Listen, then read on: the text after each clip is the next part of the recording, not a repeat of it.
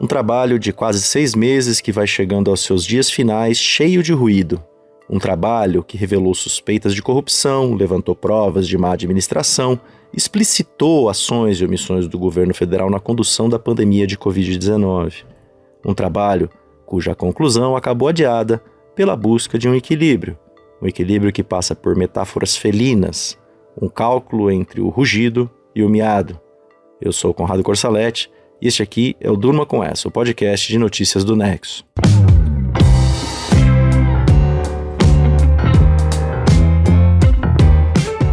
Olá, eu sou a Aline Pellegrini e estou aqui com o Conrado para apresentar esse podcast que vai ao ar de segunda a sexta, no fim da tarde, início da noite, sempre com notícias instigantes que podem continuar a ecoar por aí.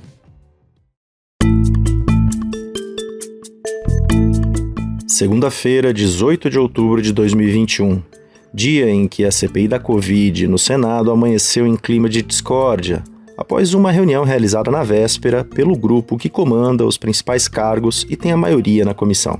Pelo cronograma da reta final da CPI da Covid, essa segunda era dia de encerrar os depoimentos em Brasília para começar a leitura das conclusões das investigações já na terça-feira e votar o texto do relator Renan Calheiros no dia seguinte, quarta-feira.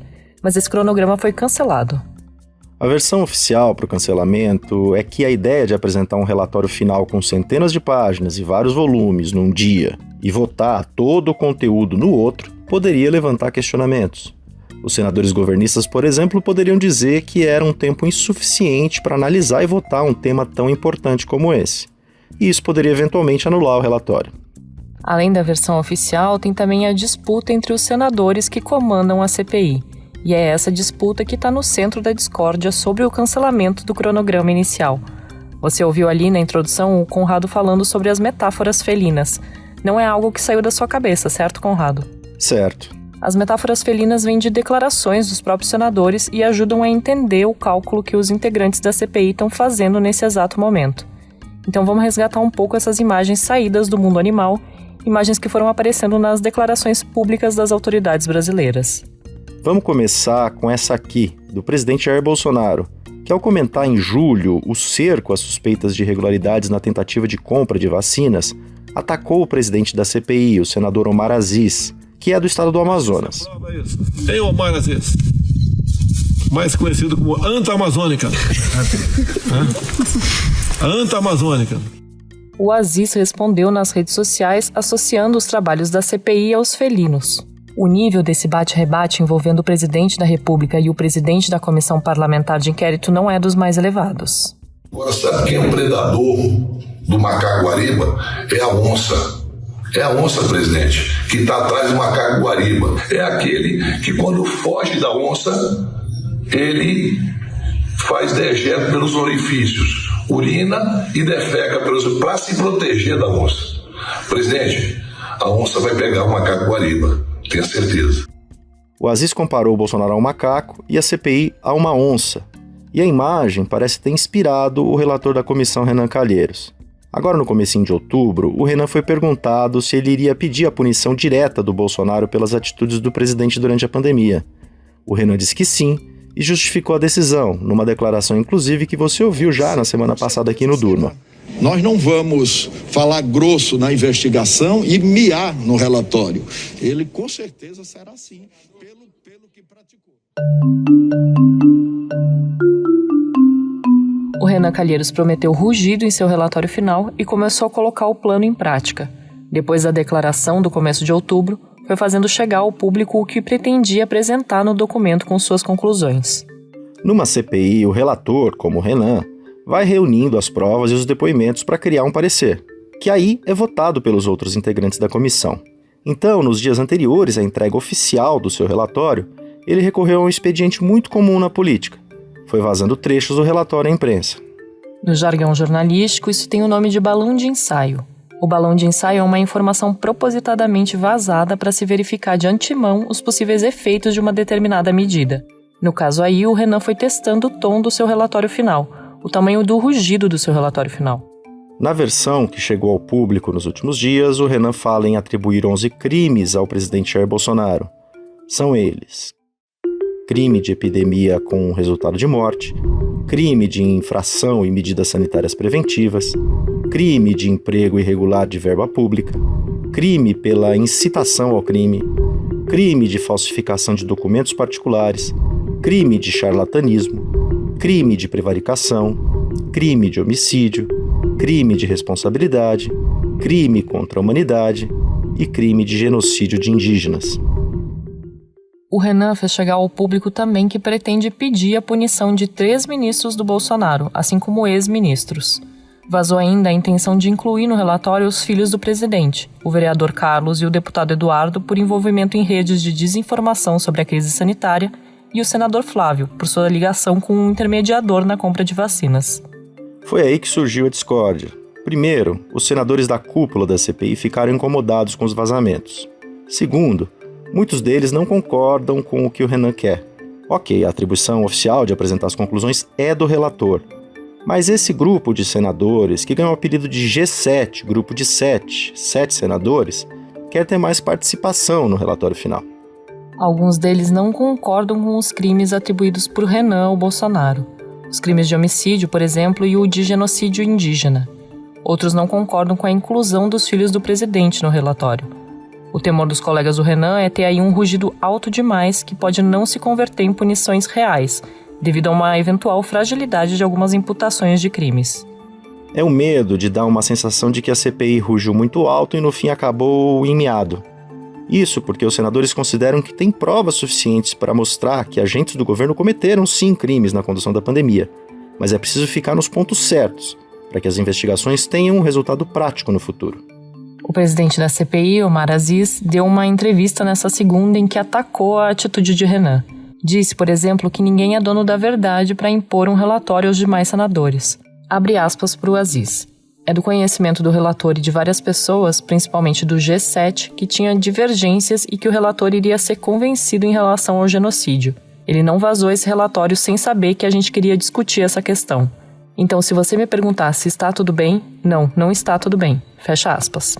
O vice-presidente da CPI, senador Randolfo Rodrigues, também deu uma entrevista nessa segunda, falando ali a vários jornalistas no Congresso. O Randolph disse que não há só divergências sobre os pontos que não devem estar no relatório. Ele acha que existem pontos que não apareceram no texto do Renan e precisam aparecer. Eu sou otimista ainda, Raquel. Eu acho que nas próximas 48 horas nós vamos suprimir eventuais divergências e adensar ou retirar pontos divergentes do relatório do senador Renan Calheiros. E adensar, inclusive incluir. Não é só eventuais divergências sobre pontos que tenham que necessitem ser retirados. Tem pontos que não têm e precisam ser incluídos. Como, por exemplo? Ministro Paulo Guedes, por exemplo. O Randolph cita aí o seu desejo de pedir a punição de Paulo Guedes pela atuação do ministro da Economia na pandemia. Esse é um ponto que aparece num relatório paralelo que foi elaborado pelo senador Alessandro Vieira. Então, o que a gente tem aí é uma busca por mais consenso no que for apresentado oficialmente ao público. O Renan deu uma entrevista nesta segunda-feira ao canal CNN Brasil, em que comentou as discórdias na CPI. É importante que o relator e depois a comissão, porque esse relatório inicial é apenas a proposta do relator, que será submetida ao G7 em primeiro lugar e depois à própria comissão. Essa coisa de vazar, se vazou, por que vazou, não dá para discutir isso no século XXI. Um relatório... Nessa mesma entrevista, o Renan disse que pretende manter a imputação de 11 crimes ao Bolsonaro no seu relatório final. A caracterização da conduta dele não pode ser diferente. Os juristas quase são unânimes em aceitar essa escolha desse tipo penal. Está caracterizado um homicídio. Está caracterizado crime de endemia? Está também, claro que está. A comissão é uníssona com relação a isso. Mas o do homicídio também está. Então o que é que vai haver a partir de agora? É uma discussão, é um debate.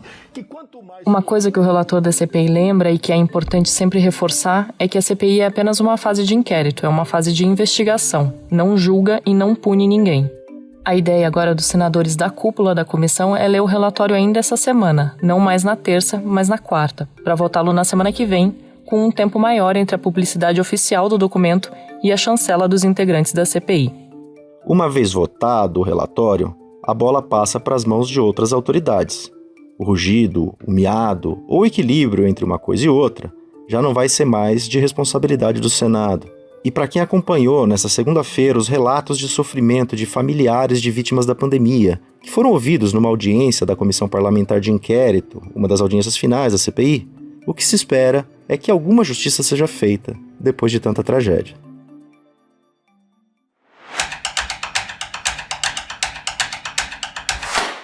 Depois que a CPI lê e votar seu relatório, vários órgãos devem receber as conclusões da investigação parlamentar.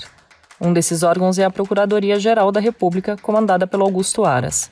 É a Procuradoria-Geral da República que vai decidir se pede oficialmente a responsabilização do presidente Jair Bolsonaro, dos ministros do governo, entre outras autoridades com fórum privilegiado.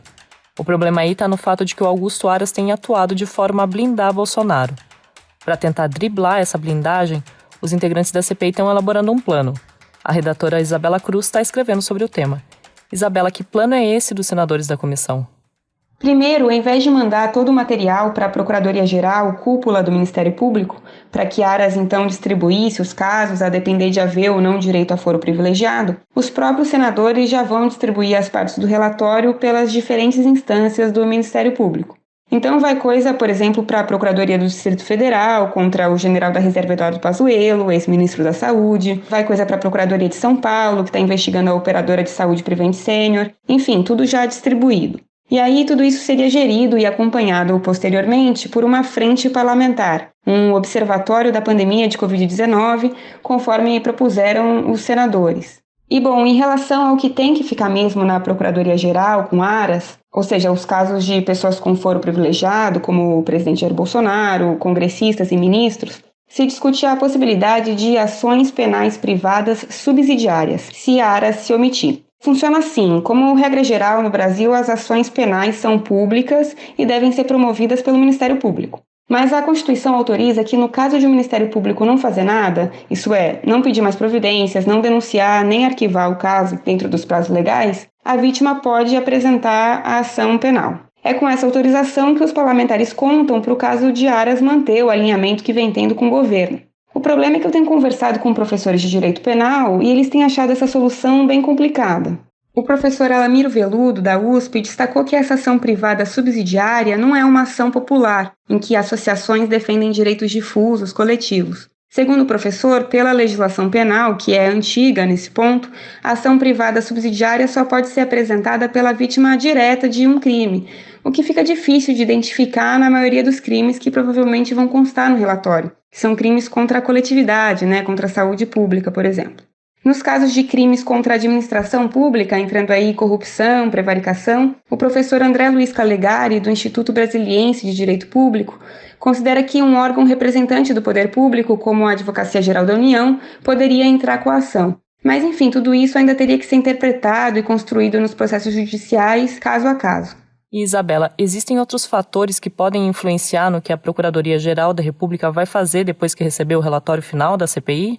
Bom, o alinhamento de Aras ao governo, que ele deveria, na verdade, era controlar, foi criticado de tudo que é lado, incluindo membros da Procuradoria-Geral. E muitos atribuíam esse alinhamento a uma vontade do Aras de ser indicado pelo presidente para uma vaga no Supremo. Mas isso acabou não acontecendo em 2020, quando Bolsonaro indicou Cássio Nunes Marques, nem agora, no meio do ano, em julho, quando o escolhido do presidente foi André Mendonça, para pagar a dívida com os evangélicos. Sobrou para o Aras ser reconduzido ao comando do Ministério Público. E, a princípio, nenhum outro ministro do Supremo vai se aposentar ainda durante este mandato de Bolsonaro. Então, se Bolsonaro não for reeleito em 2022, a única possibilidade de Aras ser indicado pelo presidente é se Mendonça for rejeitado agora pelo Senado. Só que os pastores aliados do Planalto já estão pressionando para que o próximo indicado, caso Mendonça não vingue, seja evangélico também, e Aras é católico. Então, tem um segmento dos analistas do judiciário que considera a possibilidade de Aras mudar de comportamento nesse segundo mandato.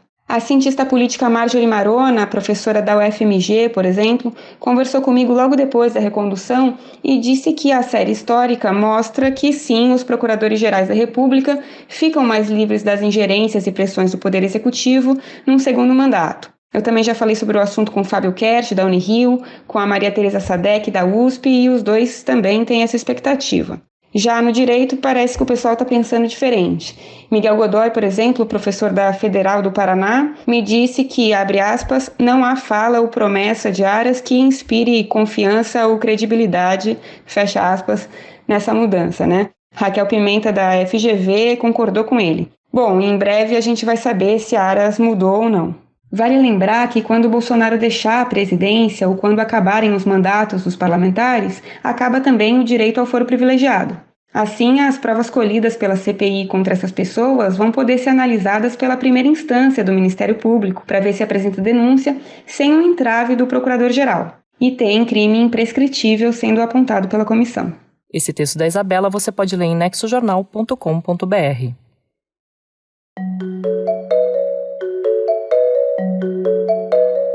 A disputa entre os Estados Unidos e a China vai transbordando aos poucos a questão comercial para reeditar um tempo nada agradável da geopolítica mundial. Quem conta essa história é o repórter especial João Paulo Charlot. Olá, ouvinte, olá, amigos do Durma com Essa.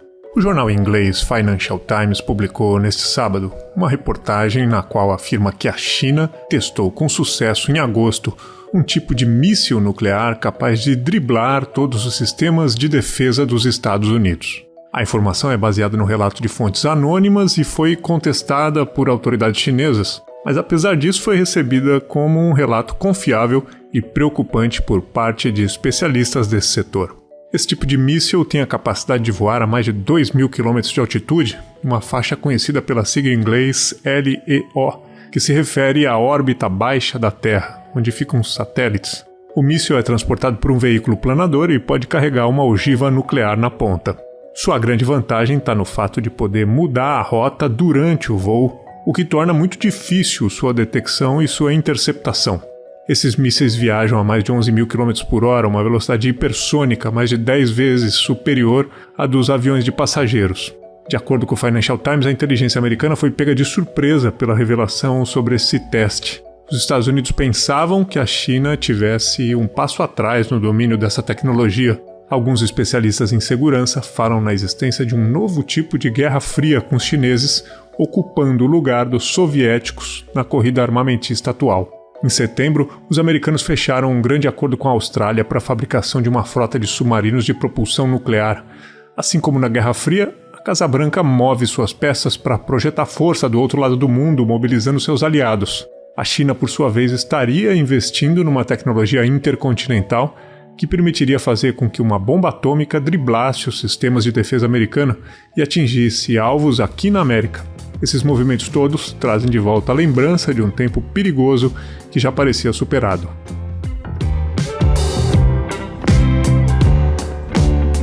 Dos ruídos nos dias finais da CPI da Covid, passando pela tentativa de driblar o governismo do Procurador-Geral da República e fechando com a tensão nuclear entre Estados Unidos e China, durma com essa.